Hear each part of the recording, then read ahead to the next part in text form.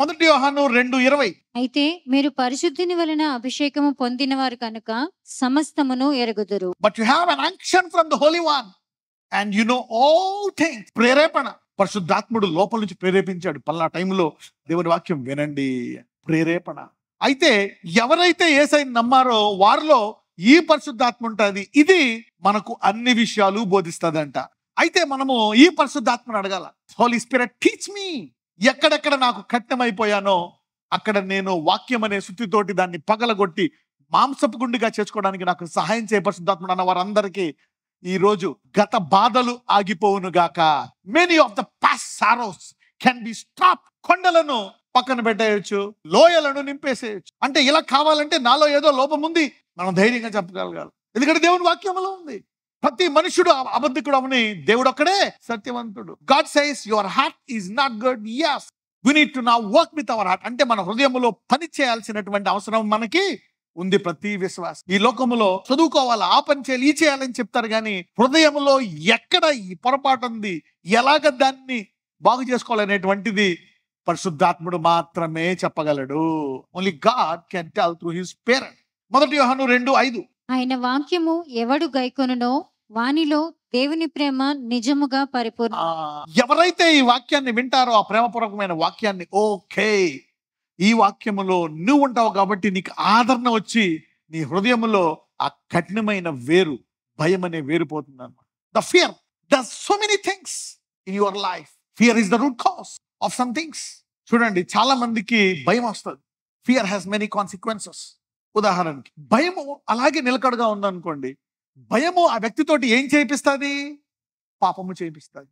నీతిమంతుడు ఎలా నడుచుకుంటాడు? విశ్వాసం మూలముగా. అంటే విశ్వాసము మనము అక్కడ పడిపోకుండా మనల్ని కాపాడే అవకాశం ఉంది. What happens? ఒక మనిషి పడిపోవడం వల్ల ఏం జరుగుతుంది? భయము, వేదన, బాధ ఉందనుకోండి, దానివల్ల దురలవాట్లు వస్తాయి. So what happens when you sin? ఒకవేళ ఈ హృదయ కాఠిన్యమును, ఈ భయాలను మనం అధిగమించలేదు అనుకోండి, ఏమవుతుందంటే అది ఆదరణ కావాలి. ఇప్పుడు నీకు దేవుని వాక్యము, ప్రేమ, తండ్రి యొక్క ఆదరణ లేదనుకోండి, నీవు ఆదరణ కోసము త్వరపడతావు. ఈ ఆదరణ పాపంలోకి తీసుకెళ్తాడు. Okay, if you see adultery shuts down the bowels of mercy.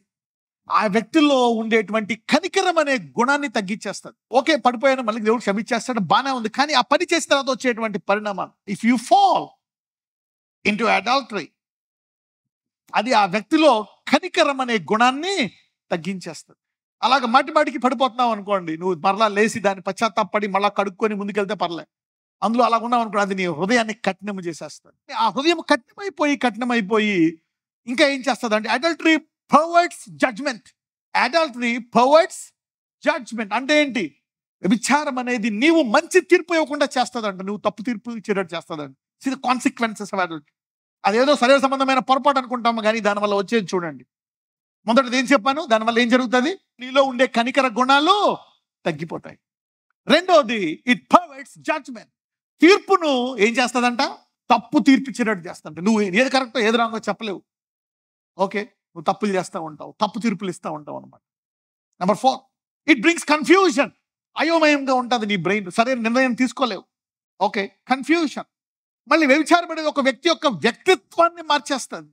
ఒకప్పుడు మంచిగా ఉండే వ్యక్తి ఇప్పుడు అతని వ్యక్తిత్వం మారిపోతుంది అనమాట, చెడ్డగా అయిపోవడం మొదలు పెడతాడు అనమాట. ఏంటి? వాయ్? పొరపాటు చేసేసామంటే అయిపోయింది, పడిపోయింది, దేవుడు క్షమించేశాడు అనుకుంటాం, కానీ దానివల్ల ఇవన్నీ జరుగుతాయి. ఇంకొకటి, ఇప్పుడు ఈ పాపంలో పడిపోవడం వల్ల ఏమవుతాయో తెలుసా? మిగిలిన బలహీనతలన్నీ ఏది తగ్గున్నాయో అవన్నీ కూడా పెరుగుతాయంట. ఒకవేళ అప్పుడు దాకా నువ్వు కోపాన్ని తగ్గించుకున్నావా, దాన్ని తగ్గించుకున్నావా, దీన్ని తగ్గించుకున్నావా, అవన్నీ ఈ పాపం వల్ల మళ్ళీ అవన్నీ పెరుగుతాయి. So your past is coming back again. Somebody is getting good wisdom today. చాలా మందికి ఈ రోజు మంచి జ్ఞానము లభిస్తుంది. Somebody is getting good wisdom. Now it shifts our mind set. అందుకే యేసు ప్రభువు వారు చాలా చోట్ల వాళ్ళని అంటారు, యు అడల్టరర్స్ అండ్ మర్డరర్స్ అంటారు. He says, what? Adulterers and murderers? ఎందుకు ఈ రెండు కలిపాడు? Why did he say murderers?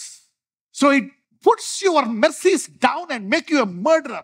So you are provoking the murder man in you by committing adultery. ఎంతమందికి జ్ఞానోదయం అవుతుంది? This is wisdom. So you will know the consequences of this stuff. ఇప్పుడు ఇవన్నిటిని ఎలా జయించాలా? మొదటి యోహాను 5:4-5 వచనాలు. దేవుని మూలముగా పుట్టిన వారందరూ లోకమును జయించుదురు. లోకమును జయించిన విజయము మన విశ్వాసం. ఎవరైతే యేసుని రక్షకుడిగా అంగీకరించి కొత్తగా జన్మించారో మీరందరూ ఈ అన్ని వాటిని గతం మళ్ళా రాకుండా అన్నటిని జయించే సామర్థ్యం మీలో 100% ఉంది. This is what Bible says. You are more than conqueror. చాలా మంది పడిపోయి లేసి అబ్బా ఇక నేను దీన్ని జయించలేనేమో అనేటువంటి భయం వస్తుంది. ఈ రోజు ఆ భయం విశ్వాసముగా మారును గాక. మేబీ ఇక నా కోపం పోదేమో. అందరికీ ఇలాంటి పెద్ద పాపాలు చేసే అలవాటు లేకపోవచ్చు. మేబీ స్మాల్ మిస్టేక్స్, స్టీలింగ్, దొంగతనం, అబద్ధాలు, మెనీ అదర్ థింగ్స్, పెద్ద అబద్ధాలు. Okay. For whatsoever is born of God overcometh the world, and this is the victory that overcometh the world, even our faith. దేవుని మూలముగా పుట్టిన వారందరూ లోకాన్ని ఏం చేస్తారంట? జయిస్తారంట. ఈ వాక్యం వింటున్న వారందరికీ నూతన సామర్థ్యము కలుగును గాక. So everybody is destined for victory. No matter ఎన్ని సంవత్సరాల నుంచి గతం నిన్ను ఇబ్బంది పెడుతుందా, ఈ రోజు నీ వాక్యం విన్నావా, ఈ రోజు నుంచో బ్రేక్ వేయడం మొదలు పెడతా. You see the practicality of the word. See how the Holy Spirit is connecting the circumstances and the word. ఎలాగ పరిశుద్ధాత్ముడు పరిస్థితులకి వాక్యానికి మన జీవితానికి కనెక్షన్ ఇస్తున్నాడు. ఎంతమందికి అర్థమవుతుంది? This is not just teaching. ఇదేదో బోధ కాదు, ఇదేదో మెసేజ్ కాదు. ఎంతమందికి నేను, నా పిల్లలు, నా కుటుంబము దీన్ని తెలుసుకోవాలని కోరుకుంటున్నారు? How many of you want to know it as a family, as a kid? This is wisdom. దేవుని మూలముగా పుట్టిన వారందరూ లోకమును జయించుదురు. లోకమును జయించిన విజయం మన. ఇప్పుడు చెప్పండి, విశ్వాసం అనేది ఆప్షనా కంపల్సరీయా? వాక్యం వింటే విను, చదివితే చదువు, గుడికొస్తేరా? No, it's not an option. వాక్యం వినడం ఆప్షన్ కాదు. వీటిని జయించాలా లేదా ఈ వేర్లను? So don't put it as an option, obligation. మన అబ్రహాముని ఎందుకు ఆశీర్వదించాడు దేవుడు అంటే, తనతో పాటు తన కుటుంబాన్ని అందరినీ కూడా ఆ దేవుని వాక్యానుసారంగా నడుచుకోమని ఆజ్ఞాపిస్తాడంట. He command. అంటే ఈ పాపాలు, ఈ వచ్చే పరిణామాలు కంటే నువ్వు విశ్వాసంలో నడుచుకున్నావు అనేది చాలా ముఖ్యమైనది. That's more important. 1 యోహాను 5 కూడా చదువమ్మా. యేసు దేవుని కుమారుడని నమ్మువాడు తప్ప లోకమును జయించువాడు మరి ఎవడు? యేసు దేవుని కుమారుడని నమ్మువాడు తప్ప. అంటే ఎవరైతే ఈ రోజు ఎంత భయంకరమైన గతము వెంటాడుతూ ఇప్పుడు కూడా ఇంకా ఇబ్బంది పెడుతుందా, ఈ రోజు వాక్యము నుంచి నీవు దాన్ని జయించి తీరుతావు. From today you will start defeating it. Now యేసు దేవుని కుమారుడు. అందరూ పక్కలతో చెప్పండి, నీవు దేవుని కుమారుడు నమ్ముతున్నావు, ప్రతి గతాన్ని ఆపేసుకోగలవు అని చెప్పండి. ప్రస్తుత బాధను కూడా ఆపుకోగలవు. You can stop what you have been going through. 20 ఏళ్ళు, 30 ఏళ్ళు, 40 ఏళ్ళ నుంచి ఇబ్బంది పెడుతున్న బలహీనత ఈ రోజు నుంచి ఆగిపోవడం ఆరంభింపమవును గాక. This is how faith is powerful. You can stop it, you can do it. అంటే అందరికీ దేవుని వాక్యం వినే అలవాటు, ప్రార్థించే అలవాటు, పరిశుద్ధాత్మ నుంచి వినే అలవాటు చేసుకుంటే చాలు, అందరూ జయిస్తారు. ఈరోజు వాక్యం వింటున్న వారందరూ నిలకడగా ఉండి పరలోకానికి వెళ్ళుదురుగాక. May you all be established and enter into the kingdom of God.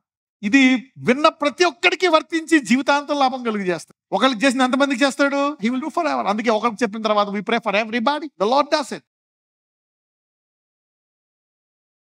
Lord Jesus, I want this nature in my life. I want to be anointed with this. Nenu, na pillalu, vancham.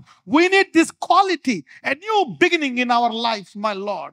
Spirit of determination, spirit of passion, come upon their lives, Lord Jesus. Aya, ఆ విశ్వాసాన్ని పెంచి వారు హృదయములో ఆ కఠినత్వాన్ని పోగొట్టుకునే వరకు తీసుకునే వాక్యము గల దృఢమైన హృదయాన్ని ఈ రోజు అందరికీ దయచేయమని నజరేయుడైన యేసు నామమున ప్రార్థిస్తున్నాము తండ్రి. ఆమేన్.